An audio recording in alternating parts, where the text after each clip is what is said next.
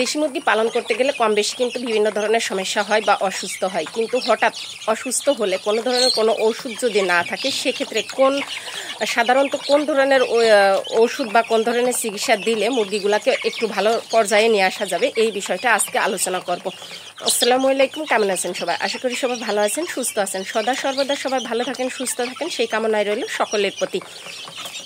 তো দেশি মুরগি কম বেশি কিন্তু আমরা সবাই পালন করে থাকি, বিশেষ করে গ্রাম অঞ্চলের মা বোনেরা কিন্তু বেশি পালন করে থাকে। শহরমুখী যারা আছেন তারাও কিন্তু অনেক সময় ছাদে দেশি মুরগি পালন করে থাকেন, কারণ দেশি মুরগি এমন একটা জিনিস যে এটা কিন্তু সবাই শখ করে পালন করে, নিজেদের খাবারের জন্য হলেও কিন্তু পালন করে। অনেক সময় আছে টাকা হলে কিন্তু দেশি মুরগির ডিম মেলানো যায় না, আবার অনেক সময় আছে যে ইচ্ছা করলেই যে আপনি একটা দেশি মুরগি ডিম পাড়া অবস্থাতে নিয়ে আসবেন বা বিক্রি করবেন, এটাও কিন্তু আসলে সম্ভব হয় না। তো সবথেকে বড় কথা হচ্ছে দেশি মুরগি পালন করতে গেলে যে সমস্যা, বিভিন্ন ধরনের সমস্যার সম্মুখীন হয়ে থাকে। তো এই যে বাচ্চাগুলো আছে, দেখা যাচ্ছে যে আপনার দেশি মুরগির বাচ্চাগুলো ভালো আছে, সুস্থ আছে, হঠাৎ হয়তো বা কোনো ধরনের কোনো সমস্যা দেখা দিয়েছে। যেমন এই যে একটা বাচ্চা দেখতে পাচ্ছেন, অন্য বাচ্চাগুলো দেখেন লাফালাফি চলাচলি কত চঞ্চলতা, কিন্তু এই বাচ্চাটা দেখেন একটু কিন্তু সমস্যা হয়েছে। অর্থাৎ এই বাচ্চাটাকে সুস্থ করতে হঠাৎ ধরেন যে এই ধরনের কোনো সমস্যা হলে, বিশেষ করে দেশি মুরগির বাচ্চা কিন্তু ছোট অবস্থাতে বেশি অসুস্থ হয়, বড় থেকে ছোট, অর্থাৎ 0 থেকে 1 মাস বয়সী পর্যন্ত বাচ্চারা বেশি অসুস্থ হয়ে থাকে। যেমন মানুষের বাচ্চা দেখবেন যে ছোট অবস্থাতে অসুস্থ হয় বেশি, ঠিক তেমনই হাঁস মুরগির বাচ্চাও কিন্তু ছোট অবস্থাতে অসুস্থ হয় বেশি। তো এই সময়ে একটু কেয়ারের প্রয়োজন পড়ে। তো এই যে বাচ্চাটা আমি আপনাদেরকে দেখালাম, তো যদি পালন করতে করতে দেখা যাচ্ছে যে না একটু সবগুলো বাচ্চা ভালো আছে, দেখা যাচ্ছে কেউ অসুস্থ বা সবাই একটু ঝিম ধরে আছে, খাবার কম খাচ্ছে, একটু হাত পা গুছিয়ে অর্থাৎ ডানা গুছিয়ে হাঁটছে, যদি এ ধরনের কোনো কিছু মনে হয়ে থাকে, তাহলে সেক্ষেত্রে আপনারা সাথে সাথে যে চিকিৎসাটা দিবেন সেটা হচ্ছে যে মানুষের খাবার, যে জ্বরের ওষুধটা আছে, এই জ্বরের ওষুধটা আপনারা মুরগিকে দ্রুত দেওয়ার চেষ্টা করবেন। তো কিভাবে দিবেন, কতটুকু দিবেন সেটা দেখাবো, আর আরও কি সমস্যা হলে কি ওষুধগুলো দিতে হবে সেটাও কিন্তু আপনাদের সাথে আলোচনা করব। তো এখন কথা হচ্ছে যে মানুষের খাবার, যে জ্বরের ওষুধটা,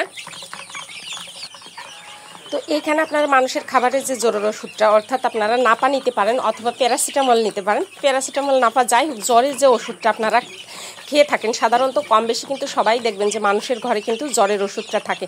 তো এই ওষুধটা আপনারা দেওয়ার চেষ্টা করবেন, এটা 1 লিটার পানির মধ্যে একটা ট্যাবলেট দেওয়ার চেষ্টা করবেন এবং এই ওষুধটা দিয়ে বাচ্চাকে খাওয়ানোর চেষ্টা করবেন। আর যদি মনে করেন যে না বড় মুরগির হয়েছে, তাহলে সেক্ষেত্রে হয়তো ছেড়ে পালন করছেন, পানি খাওয়ানো সম্ভব না, তাহলে আপনারা চাউলের সাথে একটা ট্যাবলেট গুঁড়ো করে সুন্দর করে সেটা চাউল বা ভাতের সাথে সুন্দরভাবে মেখে এদেরকে খেতে দিতে পারেন। আচ্ছা, এইখানে জ্বরের ওষুধ আপনি যে কোনো নাপাটাই নেওয়ার চেষ্টা করবেন। নাপা না থাকলে যদি কোনো ধরনের কোনো, অর্থাৎ দেখা যাচ্ছে যে প্লেন নাপা অথবা দেখা যাচ্ছে প্যারাসিটামল আছে ঘরে, এগুলো দেওয়ার চেষ্টা করবেন। তাহলে দেখবেন যে এই যে বাচ্চাগুলা ঝিম ধরে আছে, হঠাৎ করে ঝিম ধরে আছে, এই সমস্যাটা থেকে সমাধান পাবেন। আর যদি দেখা যাচ্ছে যে পায়খানার সমস্যা হয়েছে, চুনা পায়খানার সমস্যা হচ্ছে বা অন্য কোনো সমস্যা হচ্ছে, তাহলে পায়খানাজনিত যত সমস্যা আছে যদি হয়ে থাকে, কোনো ধরনের মেডিসিন যদি আপাতত হাতের কাছে না থেকে থাকে, তাহলে সেই ক্ষেত্রে আপনারা মানুষের খাবার, যে আমের ওষুধটা আছে, মানুষের যে আমের ওষুধটা থাকে, এই ওষুধটা মুরগির বাচ্চাগুলোকে দেওয়ার চেষ্টা করবেন। এটাও 1 লিটার পানিতে একটা ট্যাবলেট দিবেন, আর না হয় চাউল অথবা ভাতের সাথে গুঁড়ো করে দেওয়ার চেষ্টা করবেন। তাহলে এই যে বাচ্চাগুলা পাখা ঝুলে যাচ্ছে বা ঝিম ধরে থাকতেছে, পাখা ঝুলে যায় না, মানে ঝিম ধরে থাকে, পাখা গুছিয়ে থাকে, এই ধরনের সমস্যা থেকে কিন্তু সমাধান পাওয়া যাবে। তো এইভাবে আপনারা ঘরোয়াভাবে, যে অর্থাৎ যখন হাতের কাছে কোনো ওষুধ না থাকে সাধারণত, তখন কিন্তু এই ওষুধগুলো আপনারা দিতে পারেন। আর এছাড়াও মাঝে মধ্যে আমার কাছে মনে হয় এই ওষুধগুলো দিলেও কিন্তু মুরগির বাচ্চাগুলো সুস্থ থাকবে। আর এই ওষুধগুলো অ্যাপ্লাই করার পরে আপনারা যে কাজটা করবেন সেটা হচ্ছে অ্যামোক্সিসিলিন সিভেট যে ওষুধ আছে, এই অ্যামোক্সিসিলিন সিভেট ওষুধটা দেওয়ার চেষ্টা করবেন। তাহলে দেখবেন যে আল্লাহর রহমতে মুরগির বাচ্চাগুলো কিন্তু ভালো থাকবে, সুস্থ থাকবে। আর এই অ্যামোক্সিসিলিন সিভেট ওষুধটা নিয়ম করে আপনারা প্রতি মাসে 3 দিন দেওয়ার চেষ্টা করবেন। আল্লাহর রহমতে মুরগি পালনে কিন্তু আপনাদের যে সমস্যাগুলো মনে হয়, এই সমস্যাগুলো হবে না। আমরা সাধারণত যখন রোগ আক্রান্ত হয়ে যায় তখন কিন্তু আমরা চিকিৎসা দেওয়ার চেষ্টা করি, কিন্তু রোগ আক্রান্ত হয়ে গেলে ওই মুহূর্তে চিকিৎসা দিলে তখন কি হাঁস মুরগি সুস্থ করা সম্ভব? খুবই কম সম্ভব হয়ে থাকে। আর যদি সুস্থ অবস্থাতে চিকিৎসা দিয়ে রাখা যায়, যাতে বাচ্চাগুলো সুস্থ থাকে, ভালো থাকে, হাঁস মুরগিগুলো ভালো থাকে, তাহলে সেক্ষেত্রে দেখবেন রোগ আক্রান্ত কম হয়। কারণ রোগ আক্রান্ত হওয়ার আগে যদি রোগ প্রতিরোধ ক্ষমতার ওষুধ দেওয়া হয়, তাহলে রোগ আসার সম্ভাবনা থাকে না। তো তো নিয়ম মেনে আপনারা দেশি মুরগির বাচ্চাকে ভ্যাকসিন করানোর চেষ্টা করবেন। যখন বাচ্চাগুলা ফুটে তখন কিন্তু বাচ্চাগুলার চেষ্টা করবেন আপনারা 24 ঘন্টা পর্যন্ত মায়ের ওমে রাখার জন্য। তারপরে বের করে খাবার পানি দিবেন। খাবার পানি হিসাবে সর্বপ্রথম দিবেন লেবু এবং চিনির পানি। তারপরে যে আপনারা যে কাজটা করবেন, মুরগির বাচ্চাগুলোকে সুন্দর করে ব্রুডিংয়ে রাখবেন। যদি অতিরিক্ত গরম হয় তাহলে ব্রুডিংয়ের প্রয়োজন নেই, আর যদি শীতের সময় বাচ্চাগুলো হয়ে থাকে তাহলে অবশ্যই ব্রুডিংয়ের প্রয়োজন আছে। আর যদি মাদে পালন করেন তাহলে মা মুরগির সাথে দিয়ে রাখবেন। মায়ের পাখার নিচে যে ওমটা পাবে সেটাই যথেষ্ট।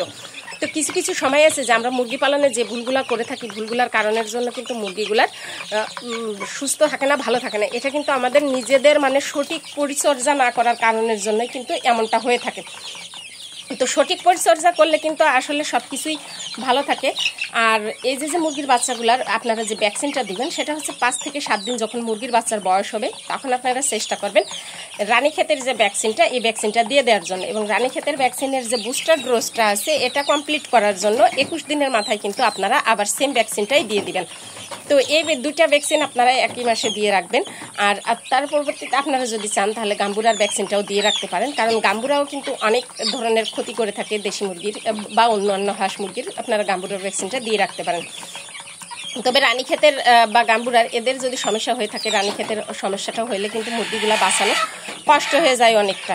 তো সেই ক্ষেত্রে আপনারা সবসময়ের জন্য চেষ্টা করবেন মুরগিগুলাকে ছোট থেকেই ভালো রাখার জন্য, সুস্থ রাখার জন্য। ছোট থেকে যদি নিয়ম মেনে সুস্থ রাখার চেষ্টা করেন তাহলে কিন্তু হাঁস মুরগি ভালো থাকবে, সুস্থ থাকবে। বড় হলেও কিন্তু অসুস্থ হওয়ার সম্ভাবনা কম থাকবে যদি ভ্যাকসিনগুলো করানো থাকে।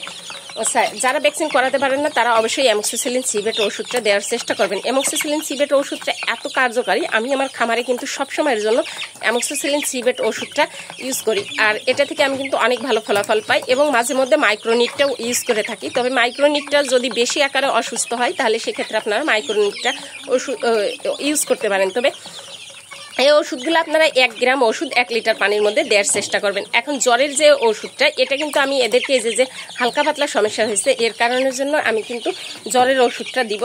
তো এর পরবর্তীতে আমি আমার কাছে যেহেতু আপাতত এখন কিন্তু অ্যামোক্সিসিলিন সিভেটটা নাই, যদিও আমি ঘরে রেখে দিই সব সময়ের জন্য, কিন্তু একটা সময় এসে দেখা যাচ্ছে যে ফুরিয়ে যায়। তো এই ওষুধগুলা এখন আমার কাছে যেহেতু নাই, আপাতত সুস্থ তো করতে হবে, আর এই সুস্থ করার জন্য কিন্তু আমি জ্বরের ওষুধটা দিব। তো আপনারা যারা চাচ্ছেন তারা কিন্তু চাইলে ঠিক এই সেম প্রসেসে সেমভাবে কিন্তু দেশি মুরগির বাচ্চাগুলোকে আপনারা ভালো রাখতে পারেন, সুস্থ রাখতে পারেন। তো আমি ওষুধটা কিন্তু এই পানির মধ্যে গুলিয়ে নিয়েছি, এটা ওষুধটা তৈরি করছি। এখন কিন্তু এই যে এরকম একটা বোতলের মধ্যে ওষুধটা দিব আর একটা পটে দিব, কারণ এই পটের মধ্যে দিলে দেখবেন কি যে বাচ্চাগুলো কিন্তু ভিজবে না। আর যেহেতু বাচ্চা, এইখানে কিন্তু বাচ্চার জন্য বড় পটের আমার কাছে মনে হয় না প্রয়োজন আছে, কারণ বড় পট দিলে বাচ্চাগুলো ওর মধ্যে উঠে বসে থাকবে বা পা চলে যাবে। সেক্ষেত্রে বাচ্চাগুলো ভিজলে কিন্তু বাচ্চার ঠান্ডা লাগতে পারে। বাচ্চার ঠান্ডা লাগলে কিন্তু আপনার এই যে সমস্যাগুলো আছে এই সমস্যাগুলো কিন্তু হয়, বিশেষ করে পায়খানা ধরনের সমস্যাটা বা ঝিম ধরে থাকা, পাখা ঝুলে যাওয়া বা চুনা পায়খানা করা, বিভিন্ন ধরনের সমস্যা কিন্তু বাচ্চার হয়ে থাকে ঠান্ডা থেকে। তো ঠান্ডা থেকে বিরত রাখার জন্য আপনারা সবসময়ের জন্য চেষ্টা করবেন। তো বাচ্চাগুলোকে 2টা পাত্রে কিন্তু আমি খাবার দিয়ে রেখেছি, আর এখানে যে একটা পাত্রে দিয়ে রাখলাম পানি। তো এইখানে দেখবেন যে যার পানি প্রয়োজন সে কিন্তু পানি খাবে, যার খাবারের প্রয়োজন সে কিন্তু খাবার খাবে। তো এইভাবে যদি পানি দিয়ে রাখা যায় ওষুধের, তাহলে কিন্তু এই যে এরা কিন্তু সুন্দরভাবে যার যতটুকু দেহের প্রয়োজন সে কিন্তু ততটুকুই খাবে। আচ্ছা, আপনারা চাইলে এভাবে দিতে পারেন। সাধারণত অন্তত মুরগিগুলাকে একটু ভালো রাখার জন্য ঘরোয়াভাবে যে সেটা দিলে কিন্তু আপনারা এ থেকে বাঁচতে পারবেন। আর এছাড়াও যে বিষয়গুলো আপনাদের সাথে তুলে ধরলাম এই বিষয়গুলো একটু মেনে চলার চেষ্টা করবেন, তাহলে দেখবেন যে আল্লাহর রহমতে আপনি মুরগি পালনের সমস্যার সম্মুখীন কম হবেন। তো আপনাদের কাছে মুরগি পালনে কোন ধরনের সমস্যাটা, বিশেষ করে দেশি মুরগির বাচ্চা পালনে কোন ধরনের সমস্যাটা বেশি মনে করে থাকেন বা কোন ধরনের প্রবলেম বেশি ফেস করে থাকেন, এই বিষয়ে আপনারা চাইলে আমাকে কমেন্টসে জানাতে পারেন।